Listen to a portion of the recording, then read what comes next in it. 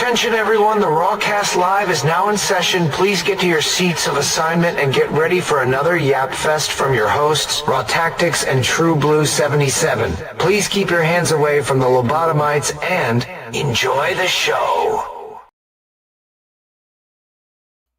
Ladies and gentlemen, top of the morning to you. Welcome back for yet another edition of the RawCast, talking gaming news and really just all things gaming. I'm trying to wake up.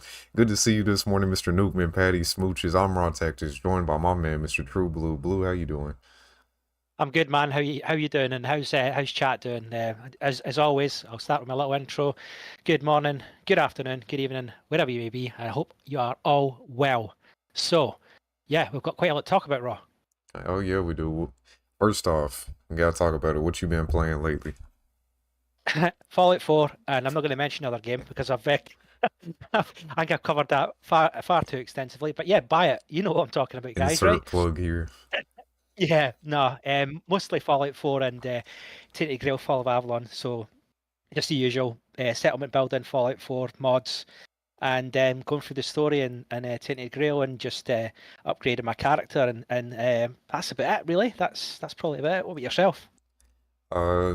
I've actually been playing quite a bit lately. This past week, I've been doing a lot of bad games, honestly. Well, not entirely bad. It's kind of unfair. We started off with a horrible game. Some games from my childhood from the PlayStation 3 360 era. Turning Point Fall of Liberty. I don't think anyone here had even heard of that game. I think Zalius may have been the only one that had heard of it. Yeah. I watched you play that, and it was just it was it was miserable. interesting. It was interesting to say the least. Yeah. Legendary, bro, the game that we played yesterday, Legendary, was made by the exact same studio that made Turning Point Fall of Liberty, and it was released the exact same year, but it is two vastly different, like quality of content. The first one came out, it was like a 3 out of 10 rating. The second one, Legendary, came out, and it was still only like a 6 or 7 rating, but to me, personally, I think it was kind of underrated. If you go through and watch some of the gameplay from yesterday, I want to try to revisit it. Legendary is kind of it's nothing revolutionary, you know? It's not a groundbreaking game, but it's a fun time. Yeah, I watched I watched that, a little bit of it, and it looked okay. I'd never heard of it, though.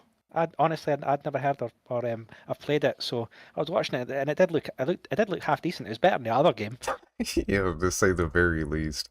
That's one thing I love about this medium, though. Like, there's so many games that I know from my childhood and throughout life that you guys may have never heard of, and vice versa. I like being able to share that and like find new stuff and bring y'all stuff that's new, you know? Yeah. Good to see you this morning, Coma. Nice to have you in here, Sentinel. Patty, as always, Patty, thank you again for this fantastic artwork. Shout out to the channel members. You guys have new emojis now, thanks to Patty, and that beautiful intro sequence. I will never get over that. Yeah, other than that, we've been playing, of course, Kingdom Come Deliverance. I want to get back to that next week. We got a few other bad games to play this week, but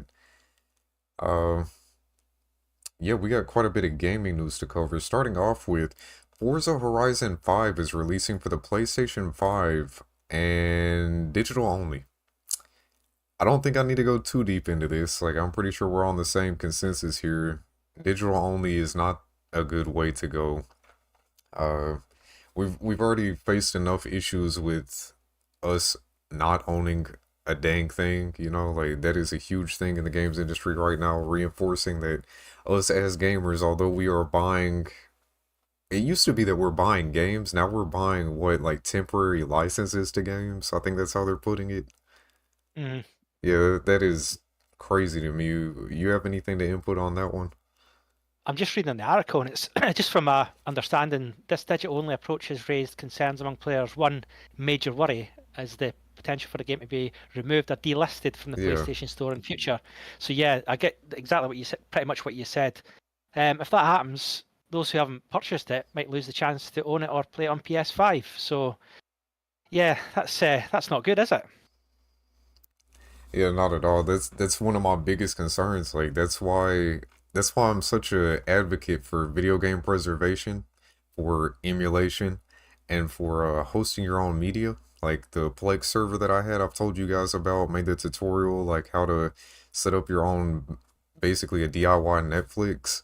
All these companies want us to have all these different streaming services, and they control everything that's on it. And whenever they feel like pulling something down, or say like some type of licensing agreement runs out, and then you just lose the content that you like, you know what I'm saying? You lose that content that you had no say over what stays, what leaves. I don't like that. That's why I don't have hardly any subscription services right now. Yeah, I stay well clear of like subscription. I've never owned like Game Pass or anything like that. I Right. don't do it. But yeah, like I think we've discussed this before. You have extensively like physical copies offer like a sense of ownership and security, right? Exactly. That's it. That's it in a nutshell. Yeah, They ensure that regardless of like your digital store changes and players can still access the game. We're like, yeah, I mean, I could go back as far as I've still got. I've got physical copies of Fallout games, Battlefield games, and stuff like that. But I've also got the digital copies as well because I know I've seen it that I think it was Battlefield Bad Company 2 recently went off the radar. Like and I've got that as I think it's a PlayStation game. I've got it as on my shelf. But having those digital copies, just like again, just for nostalgic purposes, really. But yeah, having that ownership and knowing that the money you've paid for something isn't just disappeared. yeah, for sure. I'm right there with you. Speaking of money disappearing, PlayStation is also knocking off $200 from the PSVR 2 Call of the Mountain bundle. It was knocked down from $600 down to $400. Uh, I mean, that's a substantial knockoff from the price, but I think that goes a long way to show like the VR headsets are just not really catching on like we thought they would. Well, okay, not like these companies thought they would, you know. Uh, VR kind of came and made a huge initial first impression, and then people started kind of realizing how gimmicky it was, and it wasn't as advanced as we like it to be. Then they start really advancing it. And if you've played with the PSVR 1 versus VR 2 headset, it is substantially better than the first one. But it's still, I don't know, it's not what I quite want it to be yet. And it feels more gimmicky than anything right now. It's just another console add-on. I think most gamers are still at the points where we'd rather just sit down with a controller, a mouse, and keyboard in front of a screen. It's kind of a unwind thing. You've never really been into VR, have you, Blue? No, I've watched. My mates have told me about it, and they played. What was the Half-Life game? Half-Life game that was VR. Half-Life Alyx. That one I've heard is crazy. Yeah, they were telling me about that. That made me actually go and try and look at it, delve into VR, but I don't think there's enough VR content that's outstanding at the minute for me Right. to excuse me to go out and shell money on it. But yeah, I'm just sorry. This is a bit off. This is off topic, but I've just seen some of the emojis in the chat. Captain Rhodes is in there. Yeah, There's bro. Nuka Man Pack. I didn't know that. That's awesome. And Sentinel's asking how I'm doing. I'm good, mate. I'm very good. How's yourself? But yeah, no, going back to the VR stuff. It's something I definitely want to delve into at some point, particularly with the advancements in it. But yeah, the Half-Life game, that was the one that really captured my imagination. My mates were telling me about how how they were playing it and they genuinely nearly shit themselves playing it because of some of the things, some Right. of the jump scares and stuff. But yeah, I'm really interested in when it advances, when it starts getting super advanced, when AI starts getting involved in it as well. Can you imagine? Yeah, when they learn to properly implement it. Yeah, Yeah. definitely, man. Speaking of AI, good to see you, Mr. Lincoln, in the building, Mr. Nugman Smooches. I'm pretty sure I said hello to everybody already. Mr. Sentinel Galactic, I'm doing well. I'm doing well. Well, we're here, we're talking games, we're talking all things gaming. Nice to see everybody. Um, what, so VR2. Speaking of numbers dropping, Call of Duty players hitting a record low on Steam lately. Have you guys seen anything about this? In January 2025, the game averaged 62,000 players on Steam, marking its third lowest month since release. This is a sharp drop from the peak of over 315,000 concurrent players shortly after launch. Uh, I'm sure that's not aided. Blue actually let me know that what Verdansk, the map that everyone loved from Warzone, was supposed to be making a return. That got delayed from a few weeks from now until what was the date, The third, Blue? it was 3rd of April. Yeah, So 3rd of yeah, April.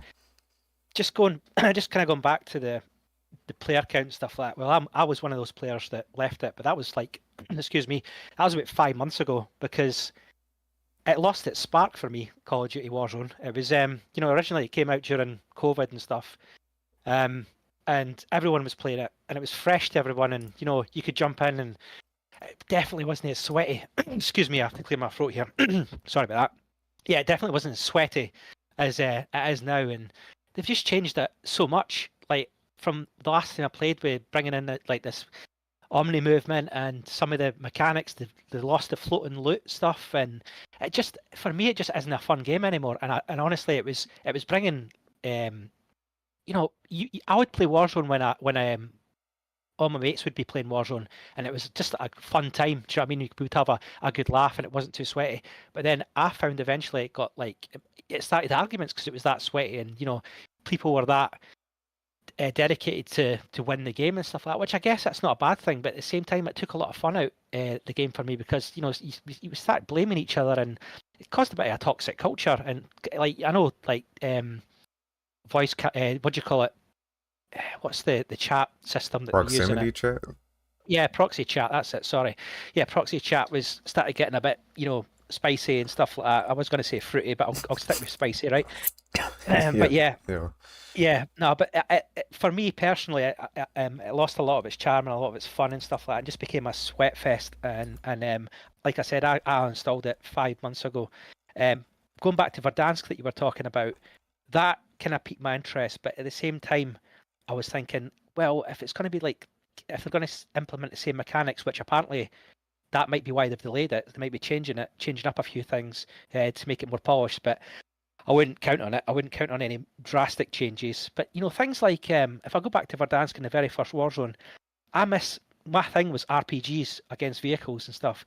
The new Warzone, the launchers, nobody equips them. They're useless. You can't even, like, they're terrible in infantry. They don't do anything to vehicles, and that was one of the main things that I played Warzone for, the original one. Teaming up, having my mates, they'd be playing different classes. I'd be playing RPG, assault rifle, or potentially like SMG or something, and we'd be having a blast, like traveling about the map. And now it's just like it's got these redeploy rings that you can jump on and fly about the map and all that sort of stuff, and it eliminates the vehicles and a lot of playing it. I just think, yeah, it's going to be a tough ask.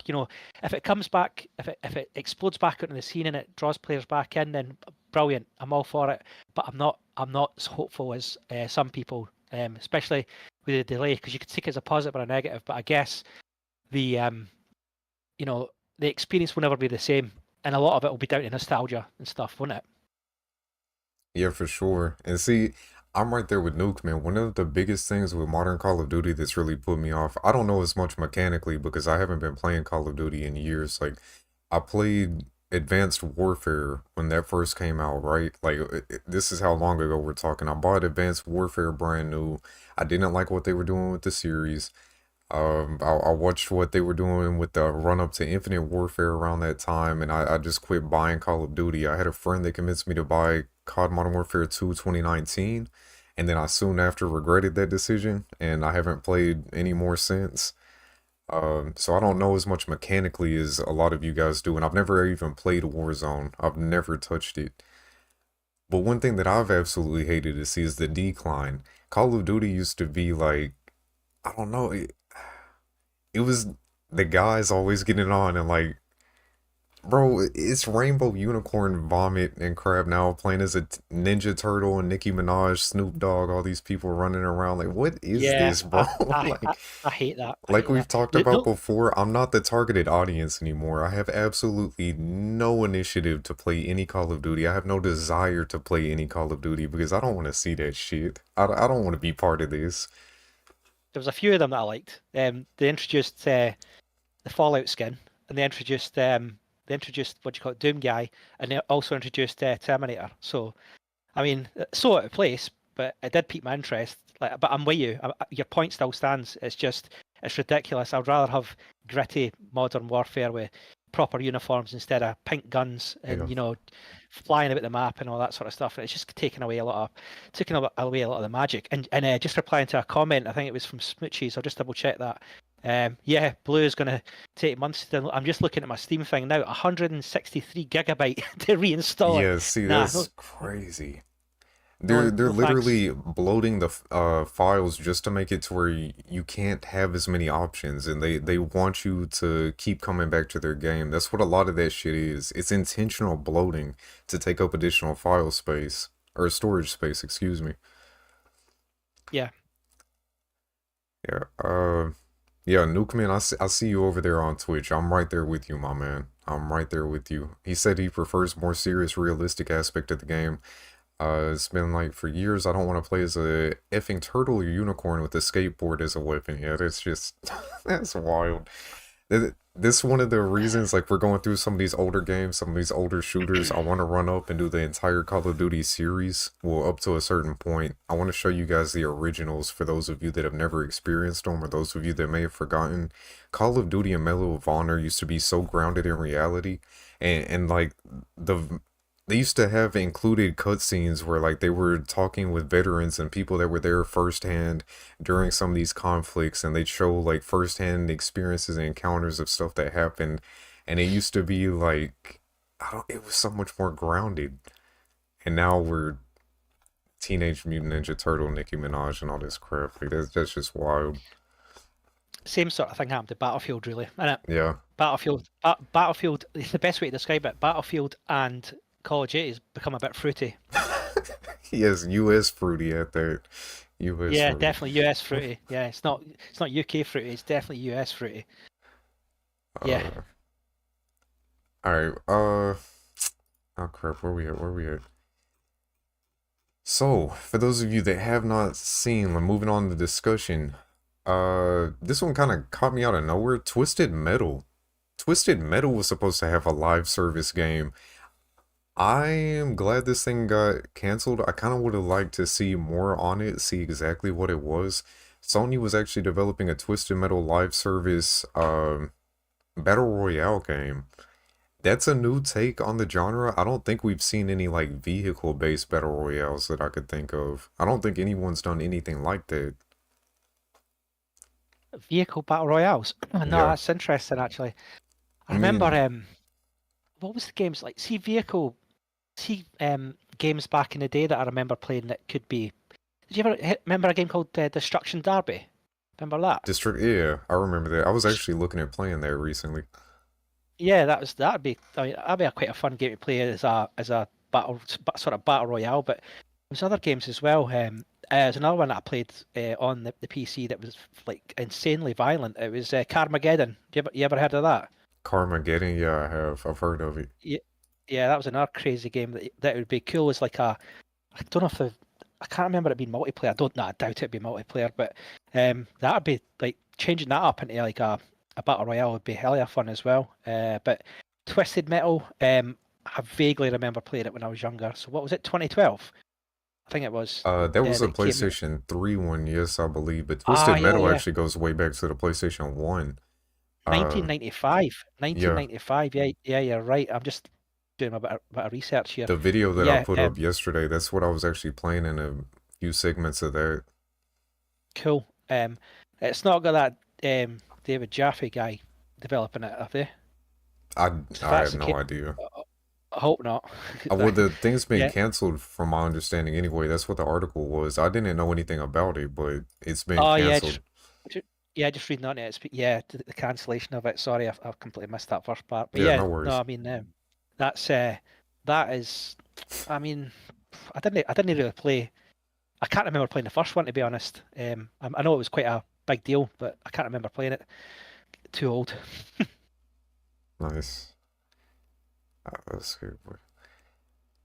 Well, I'm kind of glad to see that one got canceled. Twisted Metal, I don't know. I don't want to see it go down a live service path. That's ruining a lot of games like we just talked about with Call of Duty and Battlefield. I wasn't planning on tying that in, but that does tie in perfectly with this. I'm glad that got canceled because I know a lot of people really have affinity toward Twisted Metal, and I just don't want to see it go the live service route. That seems to be killing a lot of franchises right now. Patty's saying in the chat, it's Mario Kart, a car battle royale game. I suppose it could be. I suppose it could be. I Yeah. mean, you could even go as far back as the SNES version. Do you know what I mean? Super Mario Kart. Yeah, just fly around that track, dropping bananas and lobbing shells. That was superb. One of the last bits of gaming news we have. This one, I wasn't tracking this one. There's so many major Fallout projects in the works right now that bro, I'm kind of out of the loop on this. Did you know that Fallout Revelation Blues was a thing? For those of you that don't know, Black Isle Studios used to own the rights to Fallout before Bethesda bought them out. Black Isle Studios was working on a project codenamed Fallout Van Buren. My Fallout heads are already going to know all this information, but I know a few of you. Anyway, Fallout Van Buren was going to be the original quote-unquote Fallout 3, and it was still going to be that, it's not really isometric. I forgot what Fallout's considered, but that kind of isometric gameplay style. Um, Somebody is recreating what we know and the bits of information that we have from Fallout Van Buren's project, recreating that in Fallout New Vegas's engine and making it all, of course, first person, all that. That is incredible. It just got its first demo release. I mean, technically it's kind of like in a demo state. That has been released on Nexus. I'm probably gonna check that out sometime soon because again, I had no idea this was even a thing. I didn't even know about this. I like the title though, and I'm just going to confirm that I am not involved in this. Good old Fallout Revelation Blues. Right. But yeah, I'm not involved in that. See what I did there? Right. I wanted to laugh. got nothing. Got nothing. Right. Flatline. Yeah, flatline. But anyway, I've not heard of this at all. But like I'm just reading into it. The demo features Burham Springs, where the players can explore the area with new weather, new assets, new levels, and a whole lot of more added to the environment, all more eye-catching and unique in terms of factions.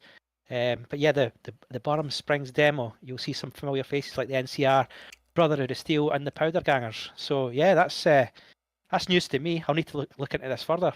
Yeah, for sure. It's kind of why I wanted to just throw that out here. Let's see how many people even heard of this. Show of hands in chat. Was anyone aware that this was even a project going on right now? Like everyone's familiar. We got, I mean, of course, Fallout London, but up and coming ones like Fallout Miami, Fallout 3, the Capital Wasteland Project, Fallout, which one? Fallout 4 New Vegas? Is that the... Wasn't Fallout yesterday the follow-up to Van, or the actual Van Buren remake No, that we covered before? Fallout yesterday is Fallout 2 remake, I believe. No, I'm No? pretty sure it was. No, it was. You needed the Fallout 2 engine, but I think it was Van Buren, but made from the Fallout Possible. engine. I'm Oh, positive. yeah, I'm positive yeah. on that. Okay, I'm with you Yeah, now. so Yeah. and I've not played that yet. I've got it installed actually. I've got it somewhere in my on my hard drive. But yeah, I need to go and try that out because it was Van Buren essentially in the Fallout 2 engine. Well, now we're getting it in 3D, getting it from New Vegas's engine. I love Yeah, seeing some of that's these epic. old school isometric games like coming over into first person 3D world. It's amazing. I hope that they can pull this off. We're definitely gonna have to check out the demo here. I just hope it's not one of those bad luck stories where they have to cancel or anything like that. I just hope it's something that comes to fruition. Yeah, for sure. For sure. All right, moving on to a bit of a history lesson. Uh, it all ties in. So, how many people are familiar with the 1993 court case between Sega, Nintendo, and the U.S. U.S. Senate? Yep. Yes. So it was 1993 American Senate Committee hearings on video game violence, basically. Right. I'm gonna pull this up in the background so you guys can kind of keep an eye on this too. I've had to write a paper on this for college when I was going for the video game art development and whatnot. Actually, Blue, go ahead and open us up here. Let me get this pulled up for everybody. Yeah. Okay, I'll go ahead. Right. So I just thought we'd talk about this because this will it'll become apparent and it's relevant to a lot of things that are coming up and a lot of things that are prevalent in social media, I guess, at the time. And I think Raw touched on it a little bit as well. in terms of video game ratings, in terms of like 18 games, like PG games, all that sort of stuff. But yeah, I'll dive right into it and what actually we're going to talk about. So, like I said, it's an analysis of the 1993 American Senate Committee hearings on video game violence. So the background here is in December 1993, the US Senate held hearings on video games, largely in response to public concern over the increasing realism and graphic content in titles such as Mortal Kombat, which I know everyone's familiar with. But there's another game that was heavily featured, and I'm going to actually do like a kind of review of this after this segment. It's a game called Night Trap on the Mega CD. Right, I don't know if any of you have heard of that game, but it was like very, very. It was very influential in like video game ratings and how they progressed in the future. So yeah, I'll break it down a bit. Like so, in the Senate, the hearing, like I said, 1993, it was largely driven by concerns over two specific games that I've just mentioned. Right, Senators Joseph Lieberman and Herb Kohl, hope I've pronounced them right, spearheaded the discussions calling upon video games industry representatives to address concerns about video violent content, should I say, and games marketed towards children. Now, like I said, the two games that were mentioned in this court case heavily were Mortal Kombat. Everyone knows about Mortal Kombat, right? You know, so again, I'll run through a lot of the things that were covered and the main concerns in that actual court case. So Mortal Kombat featured like, you know, digitally digitized actors performing like violent finish moves known as fatalities. Everybody knows that, which allowed players to execute gruesome attacks such as decapitations, heart extractions, and electrocutions, things like that. Lieberman and Co. argued that the game's extreme violence was inappropriate for children and could potentially desensitize them to real-world violence. Now, I touched on this before, I think, but I'll probably mention it again. But my first experience in Mortal Kombat was I was on a holiday to Spain, and the first thing that I seen was, and I'm going to move probably like the key moments in here. It's part of the key moments in hearing, but I seen Sub-Zero's head ripping someone's head off, you know, as a kid, and I was just like, "Mum, Dad, give me money right now. I want to play that." And I turned out all right. I hope, you know, I've been playing like games like that for ages, but that's not my point, right? So the key moments in that hearing regarding Mortal Kombat, it shows, like I said, Sub-Zero rips off an opponent's head, leaving the spinal cord dangling. And the visual shocked several members of the committee. And it was kind of Nintendo versus Sega. Straight away, Nintendo distanced itself away from violent games, emphasizing that its version of Mortal Kombat for the SNES had toned down the violence by replacing blood with sweat, and I remember that, and altering fatalities as well. However, the Sega version, the Genesis version, released an unaltered version, but they argued that they included a parental control system that allowed users to disable the blood and violent moves. It was essentially a cheat code. You had to put a cheat code in to enable the blood and the fatalities. But yeah, the industry's reaction, they argued that the game was not inherently harmful and parents could regulate their children playing using available tools. So that was Sega's defense. Nintendo's criticism, Howard Lincoln, Nintendo's senior vice president, took the opportunity to criticize Sega's handling of violence in games, claiming that Nintendo had higher ethical standards. So it was a lot of to and fro. But yeah, the Senate's position on Mortal Kombat, Lieberman and Co. acknowledged that while Mortal Kombat was a popular and commercially successful game, its hyper-realistic violence was troubling. They expressed concern that without proper regulation, games like Mortal Kombat could become more extreme in future. Boy, were they right, man! Can you imagine them seeing stuff now?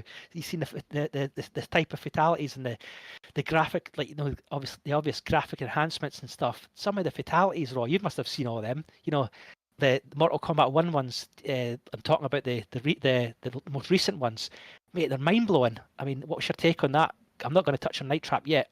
What's your thoughts on Mortal Kombat and the whole Sega Nintendo thing? I mean, it's crazy to see how far we've come. They tried for the longest time to write the narrative that video game violence was causing, like, kids to become more violent, and that it would have some negative cultural impact. And they tried blaming so many, like,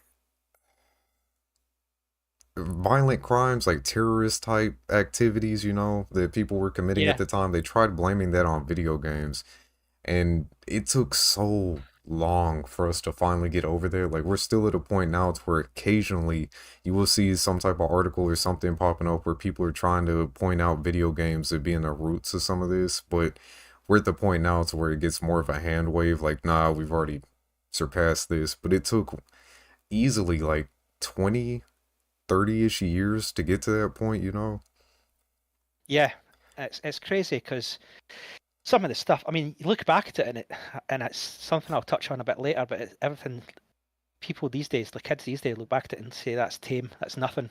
It's not. It doesn't even raise an eyebrow. But at the time, for our generation, that it was shocking at the time. I'm talking Mortal Kombat right now. A lot of it was that I remember having to get my grand to buy it for me because I wasn't going in because it was obviously 18 certificate and stuff, or mature, whatever it was rated. I can't really remember. Yeah, like AI was talking about a second ago too. And like you were saying, what they were going to court over was that him ripping someone's head off, right? Like ripping the head off, and I think the spine came out with the head, and that's where like a lot of the controversy was really surrounding. And then like 10, 15 years later, you're gonna have to go to court again over Manhunt. Manhunt was so much more violent than Mortal Kombat ever was. Manhunt was a little bit Well, more of a that was something I was going to touch on in regards to Night Trap as well. But no, your point oh, stands, got you, mate. got Go you. on. You want to But go ahead yeah, and no, I talk a get. little bit about Night Trap? Is there anyone in chat that is not familiar with Night Trap? Like anyone that does or does not know? Let us know in the comments. Yeah, let us know in the comments. What I'm gonna do is I'm gonna give guys basically a detailed overview of what it is and why. Because this was more controversial, I would say, than Mortal Kombat in the court case. It was far more controversial. So let's talk about Night Trap. So it was a game. Let's just do the research, get my dates correct. So it was Night Trap was developed by Digital Pictures and it was released in 1992 for the Mega CD. If anybody remembers that, so the Mega CD, the first sort of games that provided you with the sort of movie quality at the time, interactive movie gaming based format that evolved, and I'll go into the story and the settings and stuff. So the game itself, right, the story of Night Trap takes place in a seemingly ordinary suburban home owned by the Martin family. And I must touch on it. It plays very much like a movie. It's essentially you watching a movie. However, I don't want to go too much into what I'm going to talk about later, but you're a security guy. You're infiltrated security cameras. But yeah, I'll go on. So, however, as I said, this house is owned by the Martin family. However, unknown to outsiders, this house is a front for a sinister plot involving vampire creatures and the abduction of young women. So the Martins, a husband and wife duo, are secretly working with these creatures known as augurs to capture and drain the bloods of their victims. I mean, that sounds horrible itself, doesn't it? And Right. I mean, this was all brought to you by Full Motion Video, so you can see why there was a lot of controversy. But like the augurs themselves, when we talk about, they're not fully fledged vampires, but instead are weakened subhuman entities. That extract blood using like a mechanical drilling device that creeped me out as a kid. Still does a little bit now, as they lack the ability to bite like traditional vampires to sustain themselves. The augurs require a constant supply of fresh victims. To lure in potential prey, the Martins frequently invite young girls to their home under false pretenses such as sleepovers or parties, only to have them ensnared in a deadly game of cat and mouse. However, the mysterious disappearances of the past victims have caught the attention of the Special Control Attack Team, which is abbreviated as SCAT. I mean, what the Nice. hell, right? Yeah, a high-tech paramilitary unit specialised in surveillance and covert operations. So the player's role, like I said, player assumes the role of an unseen SCAT operative tasked with remotely monitoring the house's security system through hidden surveillance cameras, right? And the objective is to protect the group of teenage girls that arrive at Martin's house while uncovering the truth behind the disappearances. SCAT has secretly gained access to the Martin's home security system, which includes an array of hidden cameras and strategically placed traps.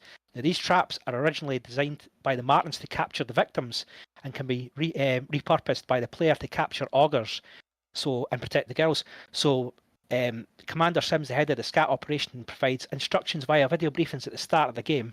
And he emphasises that failure to use the traps properly will result in dire consequences for the girls, and it could compromise the mission. So essentially, you were tasked to monitor these cameras, but the game played out like a movie. So you could be distracted. So you're watching stuff on camera that's happening. However, augurs, who are these, like I said, were like kind of they're vampires that are decaying, and they wear all black to conceal themselves, and they've got these mechanical tools that try and snare them. And when an augur goes like near a trap, it'll give you like a signal to hit the space bar. It was as simple as that, and the trap would capture these augurs. But yeah, that was the game essentially. But like the introduction of the girls, the movie starts. I'm going to call it like a movie, like, and the girls arrive at the house, and you're having to scan these cameras, switch from different cameras to see where these augurs were going to like emerge from. But like I said, the night turns deadly. As the evening progresses, the augurs begin to emerge from the secret passageways and hidden entrances, moving through the house with the intent to capture the girls. And the player must use the traps to capture these guys before they reach the victims. And I mean, this plot is sinister as anything. So I'll go a bit in it. So the Martins, the husband and wife that I talked about. Right. So I'll talk about them, right? So as the player observes more conversations, the full scope of the Martins' villainous intentions becomes clear. Victor and Sheila Martin are not human. They are full-fledged vampires, using the augurs as their minions. Unlike augurs, the Martins retain human-like intelligence, agility, and charm, to allowing them to deceive their guests. And they've been running this operation for years as their home, as a trap to harvest the victims for their vampire society. The augurs were, like I said, were once regular vampires, but became weakened and failure to drink blood. So that's why the Martins are using these traps to lure in these girls and get them. Mental stuff, like it's like an 80s. Well, it was created in the 80s, but released in the 90s. So you get the 80s B movies feel, don't you? Yeah, for sure. I'm not gonna talk about the final battles, confrontations, but there's multiple endings: a good, a neutral, and a bad. But I want to go back to what was prevalent in the case. So the court case itself. So there was a scene that was shown to the court, and the scene in question in Night Trap. There's a brief sequence set in a bathroom where one of the teenage girls, Lisa, is attacked by the augurs. So she enters the bathroom wearing like a nightgown, completely unaware that the augurs are lurking nearby. And as she looks in the mirror, two augurs suddenly appear behind her and attempt to grab her. The augurs use their signature blood draining device, a large mechanical collar, which they try to place around her neck. And Lisa struggles and screams before being dragged off screen, presumably be killed or captured, unless the player triggers the trap correctly. So if you don't, you see the full death scene. Now, I'm not going to lie to you, right? So that scene, like, stuck with me to this day. It's not, like, it's not as shocking to probably these days. There's a lot, like, harsher stuff out there. But it did kind of make me go, oh, wow, that's a bit much. But why was it so controversial then? So it was during that 1993 Senate on the video games hearing, along with Mortal Kombat, right, that they showed that that scene. And the senators and media claimed that the game encouraged players to harm women from that scene. That's what the angle they came from. Where in reality, the players' goal was to protect the girls by using the security systems to trap the augurs before they could attack. So you could see the media and the senators were trying to spin it, and it's relative. That's why I'm bringing it up, because it's relative to this day. It just shows you how the media are so like corrupt and disingenuous. Because if you played the game properly, you would know that if you didn't save the girls or you didn't capture a certain amount of augurs in a certain amount of time, it was game over. So it was your mission to save these girls. So if you just let them all die, the game would run out in like 3 minutes. Do you know what I mean? Something like that. So that's the kind of way they were going down. But critics suggest that the game was excessively violent or sexualized in relation to Lisa wearing that modest nightgown in the bathroom scene. Yeah, but a lot of criticism came back saying that it was modest, the nightgown that she was wearing, and the violence was minimal. There was no gore, and the attack is more implied than shown, like a scene from a movie, like a scene from a slasher film of that time. Do you know what I mean? There were the characters like taken captured by the villains. But the whole thing, the main point of this was the misconceptions and the stuff that came from the media in Congress. The scene was often described as a woman depicting a woman being brutally attacked or assaulted, but in reality it was just a low-budget horror film where a villain captures the victim. Something commonly seen in PG-rated movies, for example. The sensational headlines created by the media exaggerated the game's content, painting it to a sadistic and misogynistic experience, which is absolute rubbish. And what was even crazier was the game was removed from stores like Toys R Us and KB Toys. But the irony that made people buy it more because they heard about this game and went, "Oh my Right. god, this game's getting banned." Do you know what I mean? It was like, "Oh, I'm going to go out and buy that game." So the controversy helped lead to the creation of the ESRB rating, the Entertainment Software Rating Board, which still assigns age ratings to this day. And Yeah. years later, even Senator Joseph Lieberman, one of Night Trap's biggest critics, admitted that the game wasn't as bad as made out to be. So yeah, I mean, Raw, like from everything you've seen and everything I've talked about, I know I went on a little bit there, but it's crazy, isn't it? It's like it's the amount of stuff that's the accusations. Like, I mean, the violence against women. There's also like vampire ritual like criticism. There was stuff about you know, just things that the media put their own spin to and made their own narratives to try and get this game banned. And it's very reminiscent of today. I mean, here's a question for you: what would social media have been like if it was available Yeah. then? It would have went ballistic. I mean, they try now. General media outlets try to put their own spin and own narrative onto a lot of things as is, and that's why it's always important to do your own research. Like, we've covered stuff like that countless times. It's so important to do your own research. Don't take headlines at face value. Look into it, especially. Actually, that's about to be a whole nother tangent, but yeah. The See, go back to attempted what you're saying. censorship, the attempted like restricting of what we can consume is absolutely mind-blowing. Like, looking back at it now is kind of mind-blowing. It's wild how tame everything used to be and how far from that we've come, be it good or bad. Good or bad, we've definitely come a long way from that being considered like over the top violent, you know? 100%. And it's something I just want to talk about something that you briefly touched on. It's like the controversy for this game paved the way for even darker horror games in the 90s and 2000s. You mentioned Manhunt. That Right. was definitely there was correlation to that because even before that, I can go back. Resident Evil came out in 1996. Just after it, Silent Hill came out. Then there was Manhunt in 2003. Outlast is 2013. You know, all brutal like horror elements to the games, which Night Trap's kind of laughably tame, should I say, in comparison in some aspects. But there was scenes in Night Trap that I did go, holy hell, that's a bit much when some of the girls get killed, like or just captured, not killed on screen, but you know, captured by the augurs. And it was more your own mind playing tricks with you or creating the horror, isn't it? But that's what makes a good horror, I suppose. But yeah, I mean, that sort of paved the way for the what do you call it? The game's rating system. There was other games as well. I'm trying to remember that were FMV as well. There was a game called Phantasmagoria 1995 and Harvester 1996 that pushed the boundaries of horror as well. Don't know if any of the guys heard of that, but yeah, that game, I bought it. It's re-released, by the way. It came out in 2017, remastered, and I bought it straight away. And you can play it, and it's graphically enhanced as you would expect and little things. But it's essentially a game where you're watching cameras, you're watching a movie, and you're hitting the spacebar at the right times to trap augurs. And the more you trap, the better ending you get, and that's it.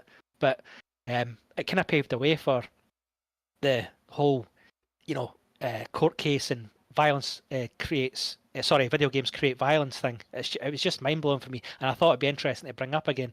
And it's definitely, if anybody's not played it, they should play it because it's hilarious. Hilarious to play now. 80s vibe, and some of the stuff and the dialogue in it will make you laugh so much.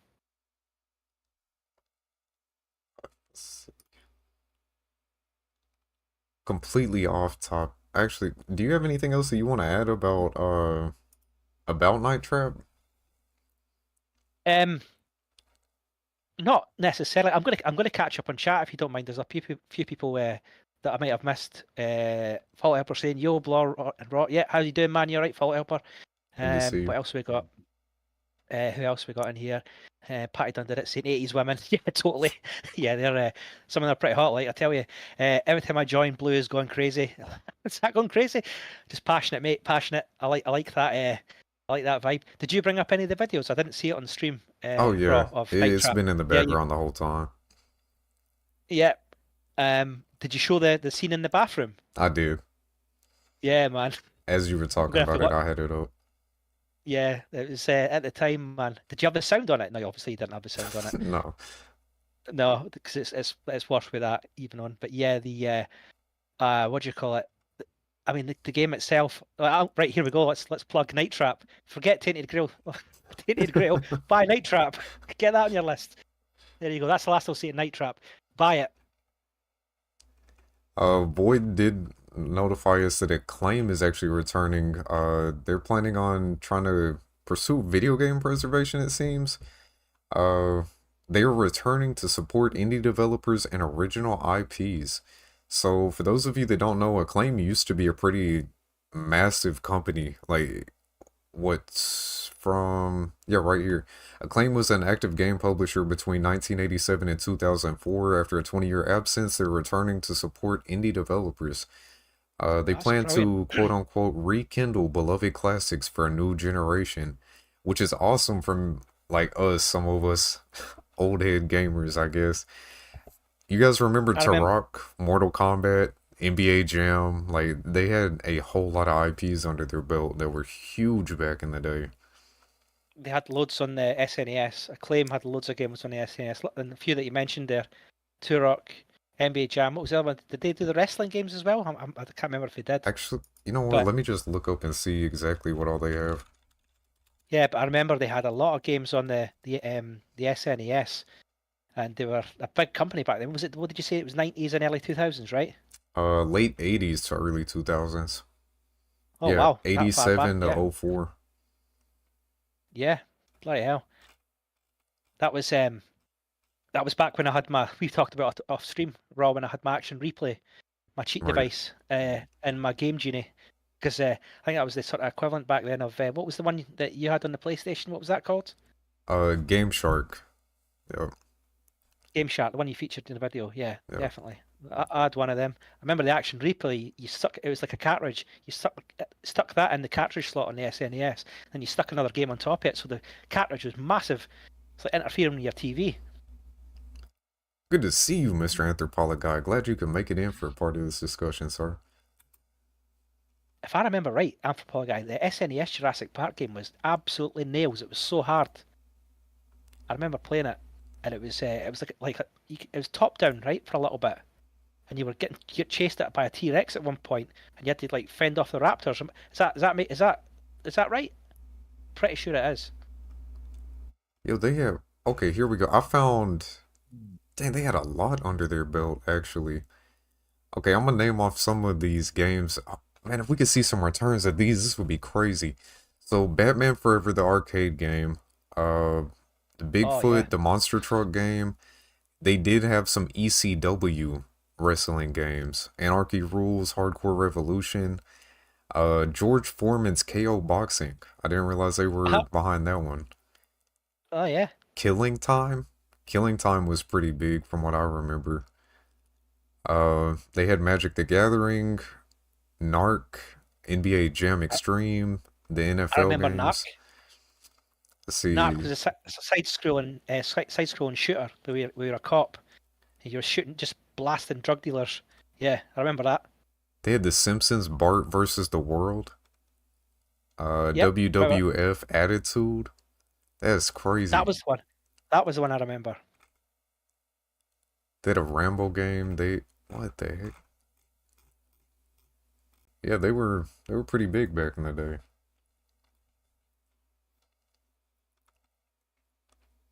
It'd be nice to see them come back and especially with them like targeting indie developers. That's gonna be curious. I wonder what they have in store, what they have planned out right now. Well, I tell you, if it's the same kind of studio, excuse me, the same kind of people and same kind of studio, they've got a wealth of experience. I can imagine how much they could contribute to the indie game scene. That'd be like you say, really interesting to see and see what develops from it. Does anybody else have any other topics that you guys would like us to cover? Is there any other gaming news that you guys have seen? Uh, we were initially planning on talking slightly longer about Night Trap and all that, but I think we got through it slightly faster than expected. Yeah, I mean, I could go back to it and talk about a lot of other stuff on Night Trap if you'd like. Uh, let me do a quick search. Let me see what else we got out here. Unless there's anything you're just specifically wanting to cover. Not me personally, but like you said, we'll throw it to chat and see if chat wants us to cover anything. If they got any, or if they've got any questions in general in the chat, we can try and answer them to the best we can. Yeah, anything gaming or whatever. You guys let us know if you have any burning, itching questions. If so, you may need to get that checked. I'm gonna ask what's on everybody's wish lists at the moment. What games are you looking forward to playing? So me and Raw can sort of cover them, or preempt to cover them in the future RawCast and stuff like that. What are we looking forward to playing? Mr. Bud in the building. Good to see you, buddy. You actually just missed the history lessons. We were covering Night Trap in the 1993 court hearing with Sega, Nintendo, and the spawn of the ERB.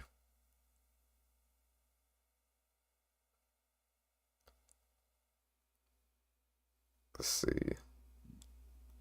About the Halo controversy. The Shrek 5 trailer. Man, I was actually considering talking about it because I've seen that making headlines everywhere. I see everyone talking about that. I get what they were trying to do. I don't necessarily like the execution. Same way that when they brought Sonic into the 3D realm, like I I don't know, bro. If you go look at what Shrek was originally gonna look like, it's crazy that we got the Shrek that we actually got. Right, I've not seen this. Am I going to be terrified? Nah, I mean it's not that bad. It's just if you know Shrek, if you're any type of Shrek fan or at one point were a Shrek fan, it's kind of off-putting to see what they've done with them. Especially Donkey looked more off to me than Shrek even did. Donkey looked just weird. I'm sure you posted something in the Discord about this. Yeah, I And did. In completely, our in the RawCast Discord. yeah, and I can't find it. It's not there. It should Uh, be okay. I'll send you another one in just a moment. Expedition 33. I've heard of that. I think I actually added that to my hold on. Let me take a look at that one too, Void. Uh if you just look up Shrek 5, you'll see it's everywhere, bro. There's all types of articles on that right now. As far as the Halo controversy, I'm not even sure what controversy you're talking about, sir. I'm not versed on the Halo controversy right now. oh, I do know. I know about the Halo controversy. I know about that. So, oh my God, this is yeah, it definitely is controversial. Because I brought it up actually in a previous broadcast where they had the Halo protagonist in rainbow colours and all sorts, and it looks like two women have took control of the Halo franchise, and the stuff they put out a post for International Women's Day, and my God, the images are it's offensive to the eyes of a regular Halo fan. Let's just say I do not think the Halo franchise will do well from now on. That's all I'll say. My God, it's offensive on the eyes. Oh God, you need to see the images. I'll need to find them on X. But yeah, they've been taken over by two women who, let's just say, have been quite controversial in the gaming industry, and will put their slant, shall we say, or their narrative into the Halo series, and I don't think it'll be a good thing. Yeah, I could see that. I mean, Halo hasn't really been on too good of a journey since Bungie, or since the what's it called? What 414? Is that who's in charge of it now? I couldn't tell you, man. I can't even remember their name, man. But since it left Bungie's hands, it's just not been the same. I've had no interest in it. Yeah, Halo those pretty Shrek much sort of. images. I'm not, can't say I'm a big fan of Shrek, but what it looks like. It doesn't look. It looks. It's been modern audience, I think. Yeah, Right. That's pretty much what I can say about it. yeah. Exodus looks good, but some of it playing Mass Effect. Gotcha. Good to see you, Mr. Paul. Welcome in, sir.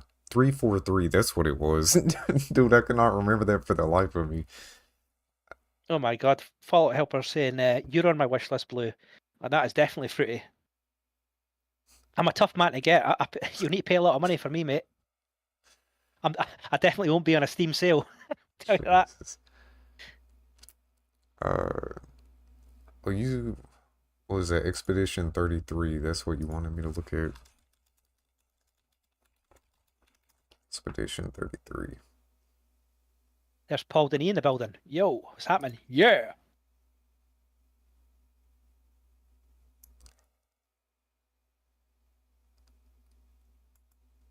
What type of game is this?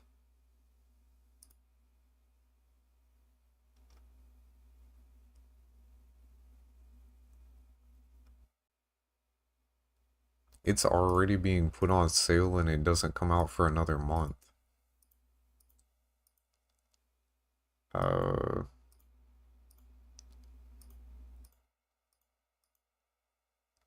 Lead the members of Expedition 33 on their quest to destroy the Paintress so you can never paint death again. Explore a world of wonders inspired Bella Opoke fronts and battle unique enemies in its turn-based RPG with real-time mechanics. I mean, I'll keep an eye on it. I can't say that I'm necessarily interested in it right now, but I'll keep an eye on it when it releases.